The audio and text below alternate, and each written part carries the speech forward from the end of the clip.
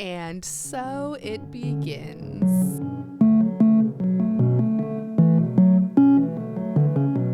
Welcome back, everyone. Welcome to our sci-fi horror movie week. This week we've got a top 5 today.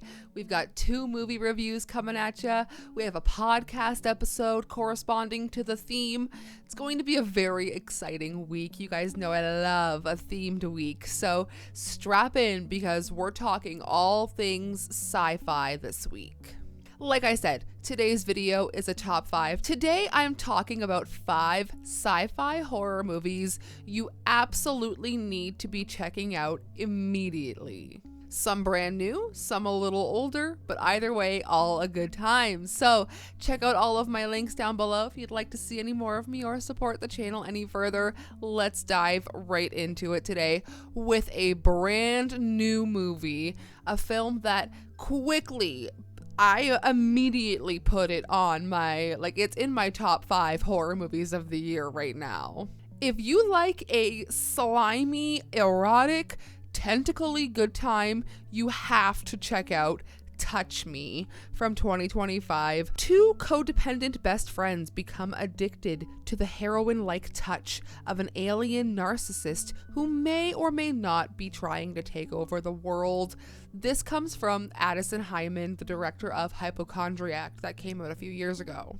Now this stars one of our channel favorites, Lou Taylor Pucci. We know him as Eric from Evil Dead, the 2013 one. We know him from Spring. We also know him from the Jesus of Suburbia music video, but I digress.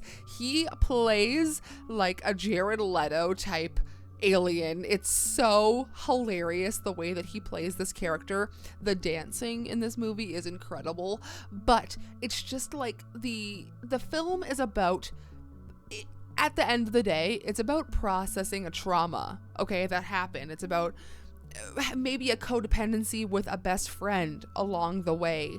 There's a lot of underlying themes in this, but it really is a slimy, tentacly good time. I do not want to spoil anything for you. It is just a really fun watch, and I highly recommend it. So let's move on to one that has become an absolute classic for me with Attack the Block from 2011. A teen gang in a South London housing estate must team up with the other residents to protect their neighborhood from a terrifying alien invasion. This stars John Boyega, who we have come to know from the Star Wars reboots, the I don't even know what to call them anymore. I truly think this was a wonderful role for him to be in. He really commands the whole movie. The aliens in this are super slimy and super gory and also kind of neon and fun. Like, they're lit really fun. Like, it's a really, really cool alien movie. Now, with this movie, one thing I think is really fun is Joe Cornish, the director, actually interviewed a whole plethora of children to figure out what kind of weapons they would choose to use during an alien invasion, and he incorporated it into the movie. And I think it's so special to have that kind of childlike wonder with, like, it's you're not watching this movie through the eyes of adults. You're watching this movie through the eyes of children and teens, and I think it does give it kind of an edge.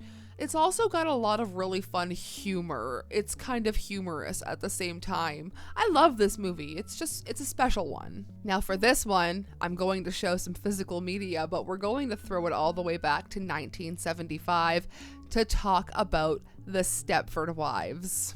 Joanna Eberhardt comes to the town of Stepford, Connecticut with her family, but soon discovers there lies a sinister truth in the all-too-perfect behavior of the female residents. Now, themes from this movie are present throughout so many movies in history. The idea of, like, the perfect robotic wife, you know, the impressionable woman in your life. It's a very special watch from the 70s. I think 70s horror needs to be highlighted more. But I also will go ahead and take the time to show you the remake with Nicole Kidman. I think the original is far better, far more eerie. I think This is gonna sound crazy, but I feel like I'm pretty good at putting movies together with the same kind of feelings, themes, I don't know, just the same kind of, what's the word I'm looking for? I would pair this with Messiah of Evil. I know that sounds strange to have a pairing, but I just feel like the atmosphere, the aesthetics of the Stepford Wives and Messiah of Evil would pair so well together for a double feature. And one thing I do also want to say is, the source material for this is good because it's based on a story. It was actually a screenplay that was turned into a story written by Ira Levin, who wrote Rosemary's Baby. And if you want a compelling short read, check out Rosemary's Baby, the book. It's so good. Now, I'm after this one. I am after the Stepford Wives, the book for it. So if you got it, let me know.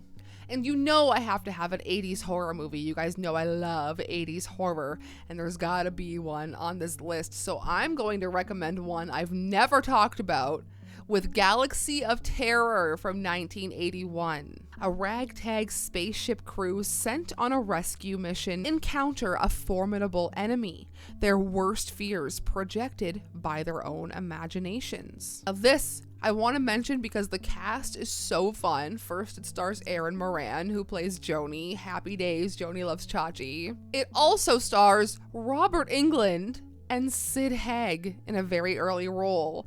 I think that is a really odd, to have them in a sci-fi movie and not just a straight up horror. I think it's awesome. It's also produced by Roger Corman, and you can't go wrong there. But finally, I'm going to recommend another more recent release with Flying Lotus's Ash from 2025.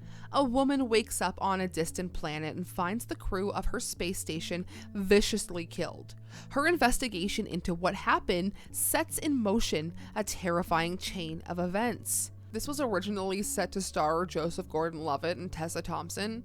I'm kind of happy it didn't because Aaron Paul is one of the leads in this movie, and I think it was really fun to see him in this kind of format. He was in that space-related episode of Black Mirror with Josh Hartnett, and I think that kind of helped him be in this another space-related project, but this movie is such a trip. It is visually stunning. The story is not as great as the visuals, but it is a fun watch regardless. It's on Shudder now. I don't think you should sleep on this one. Flying Lotus is so interesting as a director with Kuso. We've talked about that one. He also had a short in VHS, I want to say 94. It's the segment called Ozzy's Dungeon. That one felt like it was so true to 90s television. Flying Lotus, you should definitely have on your radar as a really cool director. He is doing stuff that people are too afraid to be doing in movies. But that is going to be it for 5 sci-fi horrors that you've probably skipped. You may have never seen. You should be watching. I recommend Touch Me.